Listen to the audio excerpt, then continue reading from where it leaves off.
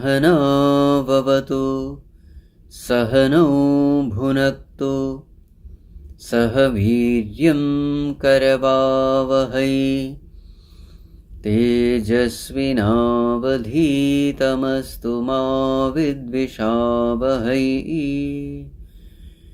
ॐ शान्ति शान्ति शान्तिः। सदाशिवसमारम्भां शङ्कराचार्यमध्यमाम् अस्मदाचार्यपर्यन्तां वन्दे गुरुपरम्पराम्। श्रुतिस्मृतिपुराणानाम् आलयं करुणालयं नमामि भगवत्पाद शङ्करं लोकशङ्करं। शङ्करं शङ्कराचार्यं केशवं बादरायणं सूत्रभाष्यकृतौ वन्दे भगवन्तौ पुनः पुनः। समस्तजनकल्याणे निरतं करुणामयं नमामि चिन्मयं देवं सद्गुरुं ब्रह्मविद्वरं सद्गुरुं ब्रह्मविद्वरम्।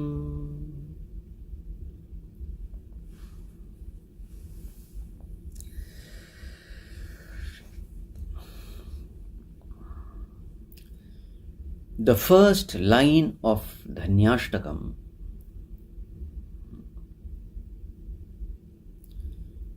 Tajjñānaṃ praśamakaraṃ yadindriyāṇāṃ.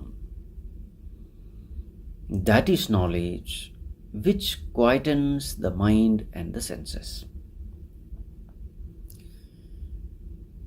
In fact, the entire Dhanyashtakam is a commentary on this line.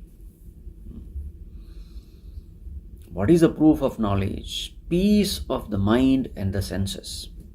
This is the proof of knowledge.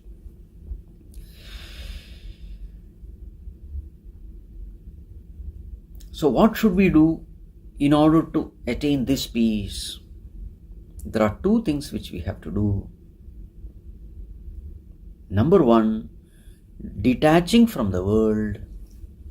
Number two, attaching to God. But in order to detach from the world, it is possible only when we intelligently handle situations in the world. What will happen when we unintelligently handle worldly situations? Then what happens is, mind becomes filled with all kinds of disturbances. What are the disturbances? Ragadvesha, Kamakrodha, Ahankara, Mamakara. These are all the disturbances. So therefore, intelligently handling all situations is absolutely a must. Now, what are the important situations in life where we have to be careful? So Bhagavan says, number one, while dealing with our family members, at our own home, this is first situation. In our own homes. Number two, in the workplace, while performing action. And number three, handling worries and anxieties regarding the future. These are the three situations which are discussed here. So at home, what is the right attitude? Healthy detachment from things, beings and situations. That is the right attitude at home. What should be the right attitude at workplace while performing our duties, responsibilities, while performing actions? What should be the right attitude? So the right attitude is the attitude of Karma Yoga. considering oneself as an instrument in the hands of the Lord, being free from all sense of doership. This will be the right attitude. And the third situation is how to handle the worries and anxieties of the future. So this is done by handling the three desires. What are they? Putreshana, Vitteshana and Lokeshana. Putreshana, desire for progeny. Vitteshana, desire for wealth. Lokeshana, desire for recognition, acceptance in the society. So these are the sources which can disturb our mind, taking our mind to the future. So how to handle these disturbances? These disturbances will have to be handled bhaikshyamrtena parikalpita deha yatra, by Ishvara prasada buddhi. There is a Lord who is beautifully taking care of this world. He is our well-wisher. So with this faith in this perfect Lord who is taking care of this world perfectly, with this faith we will have to quieten the mind from worries and anxieties of the future. In this way, when the mind has been trained to beautifully handle the worldly situations, such a beautifully trained mind becomes a pure mind. And such a pure mind is able to meditate upon that highest reality, which is very, very subtle, which cannot be described in words, which has to be intuitively experienced only through a pure mind. What is the difficulty in understanding that great truth? Na sanna sanna sadasanna mahanna chano nastri puman nacha napumsakameka bijam. So that truth is very, very subtle, which cannot be described in words. That truth, with such a pure mind, the blessed ones are able to meditate upon. Yair brahma tat samanupasitam ekachittehi. Single-pointedly, these blessed ones are able to meditate upon that truth. Only such people are the blessed ones. All the others, who are they? Bhavapasha baddhaha. They are bound by the ropes of samsara. Now, the next verse is a description of this term, Bhavapasha baddhaha. Now, let us chant the next verse, verse number 7, page number 25. Ajñānapaṅgaparimagnamapetasāram dukkhalayam maraṇajanmajarāvasaktam samsārabandhanamanetyamavekṣya dhanyāः jñānāsina tadavashirya viniscayanti. Once again. Ajñānapaṅgaparimagnamapetasāram dukkhalayam maraṇajanmajarāvasaktam samsārabandhanamanetyamavekṣya dhanyāः jñānāsina tadavashirya viniscayanti. Yes. So what is the nature of this samsara bandhana? So we have 5 terms describing the nature of samsara bandhana. So what are the terms? Number 1, ajñānapaṅgaparimagnam.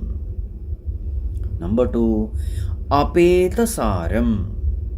Number 3, dukkhalayam. Number 4, marana janma jaravasaktam. And number 5, anityam.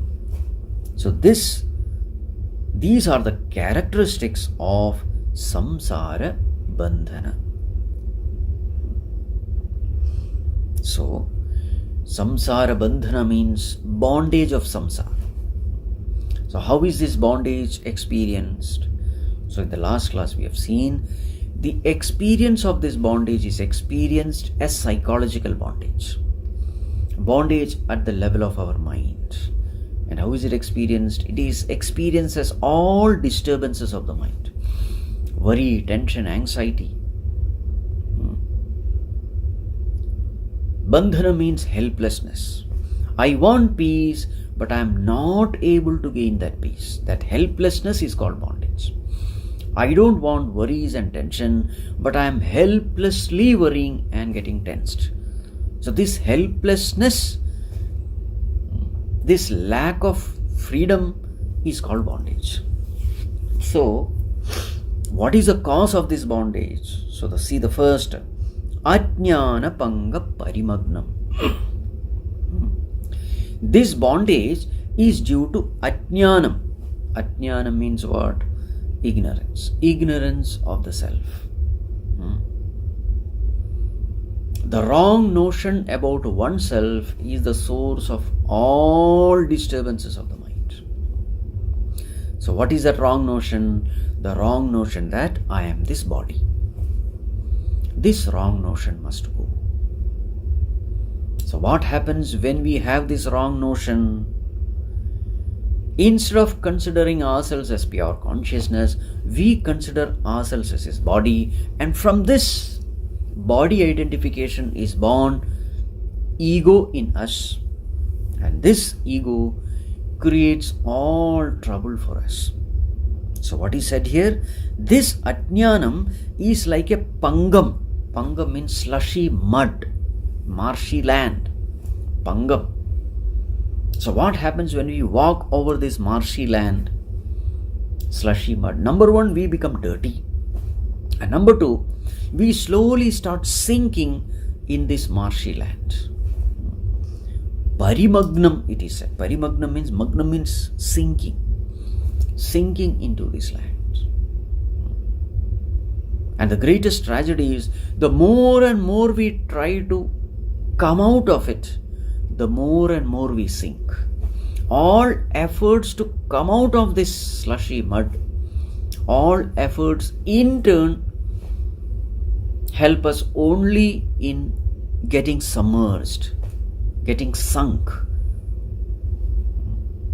like this marshy land or quicksand. In the same way, in this world also, with our ego and egocentric desires, when we live in this world, protecting the ego, inflating the ego, trying to live as an ego, when we live in this world, we are only creating more and more trouble for ourselves. We go from, as they say, frying pan to burning fire. This is what happens when we live in this world as an ego. When we live in this world ignorant of our true nature. Ajñāna panga parimagnam. This is term number one. See the second term, apeta saram. Sara means essence. Apeta means without essence, essenceless. Throughout our life, if you see, there are so many moments which are cherished moments in those times.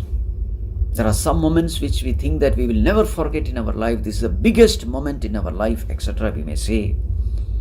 But over a period of time, 5 years, 10 years, 20 years, 30 years, and when we look back, we find that those moments are no more thrilling, no more exciting. They are no more cherishable moments.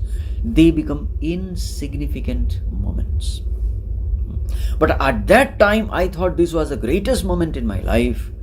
But over a period of time, all those moments become insignificant, unimportant, essenceless moments of my life. This is samsara.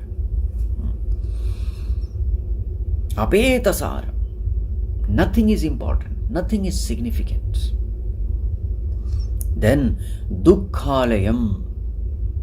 Dukkha alayam. Alayam means abode of sorrow, dukkham. That is the nature of this worldly existence. In this world, there are only two situations, two states, dukkham and sukham, sorrow and joy. Sorrow is anyway sorrowful. What about joy? Very strange thing about this world is, even the so-called joys of life also slowly gravitate towards sorrow.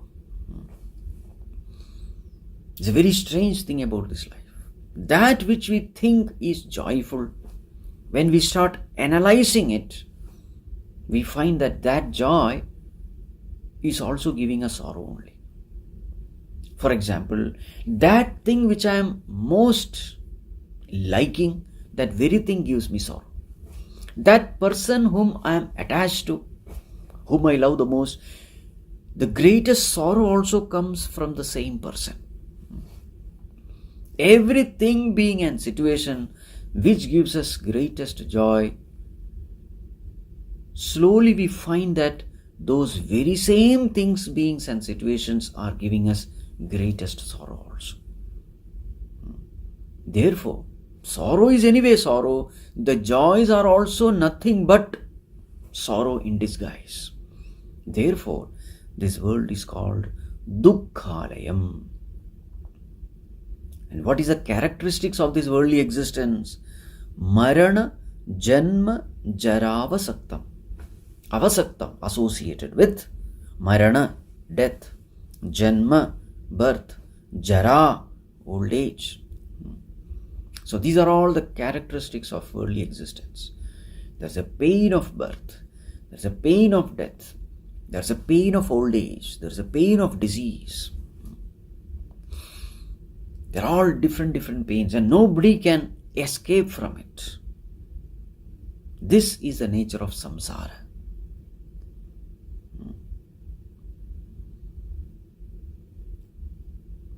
But one great saving thing about the samsara bandhana is samsara bandhanam anityam. This bondage, though it is painful, it is anityam. Anityam means what? Impermanent. This bondage is no doubt beginningless, but it is not endless. We can put an end to this bondage of samsara. Samsara bandhanam anityam iti avekshya. The saying, Dhanyāṇāṃ, the blessed ones, what do? They put forth all effort in putting an end to this samsara bandhana, putting an end to this bondage. How do they put an end to this bondage? Jnānāsina tad avashirya vinischayanti. So this bondage has come because of ajñānam, because of ignorance of the knowledge of the self. So therefore, what is the solution? Ignorance is the problem, so knowledge alone is the solution. So therefore, jnana asina, with the sword of jnanam, with the sword of knowledge, with the sword of self-knowledge, tad avashirya, they destroy it. Tad avashirya vinischayanti. They are determined to destroy this ignorance of the self with the sword of knowledge.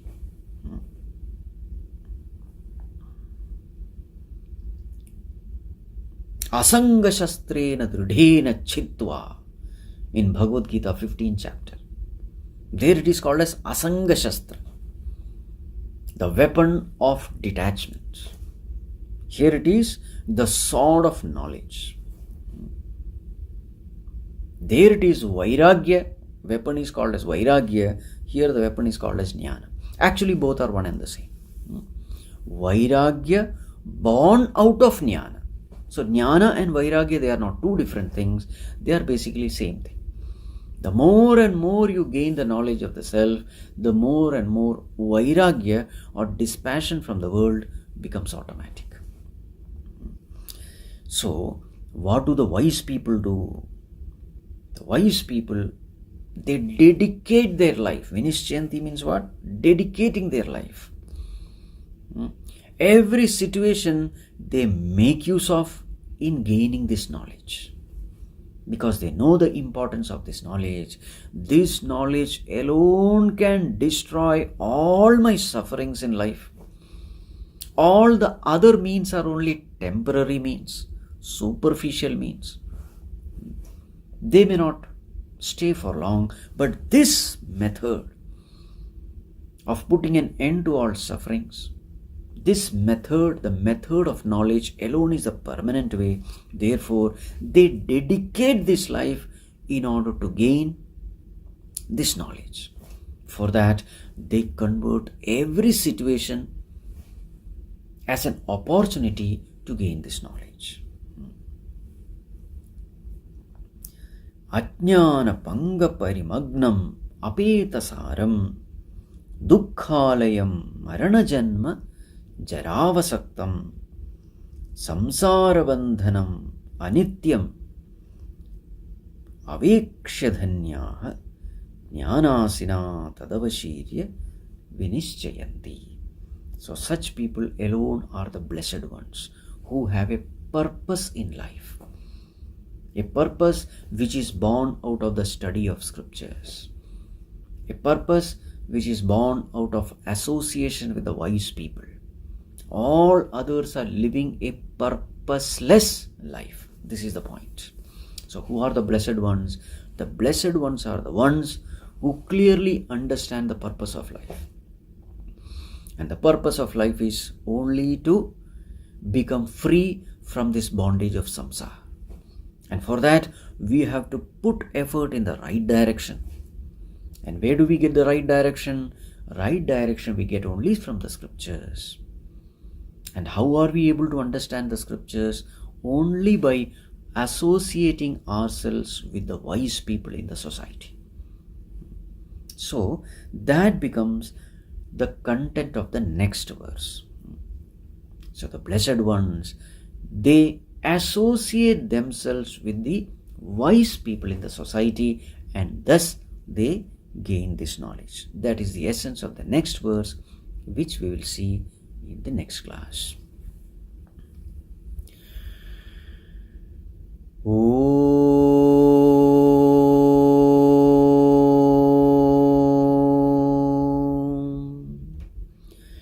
सर्वे भवन्तु सुखिनः, सर्वे सन्तु निरामयाः, सर्वे भद्राणि पश्यन्तु, मा कश्चित् दुःखभाग् भवेत्, असतो मा सद्गमय, तमसो मा ज्योतिर्गमय, मृत्योर्मा अमृतं गमय. ॐ पूर्णमदः पूर्णमिदं पूर्णात् पूर्णमुदच्यते, पूर्णस्य पूर्णमादाय पूर्णमेवावशिष्यते. ॐ शान्तिः शान्तिः शान्तिः. हरिः ॐ श्रीगुरुभ्यो नमः. हरिः ॐ.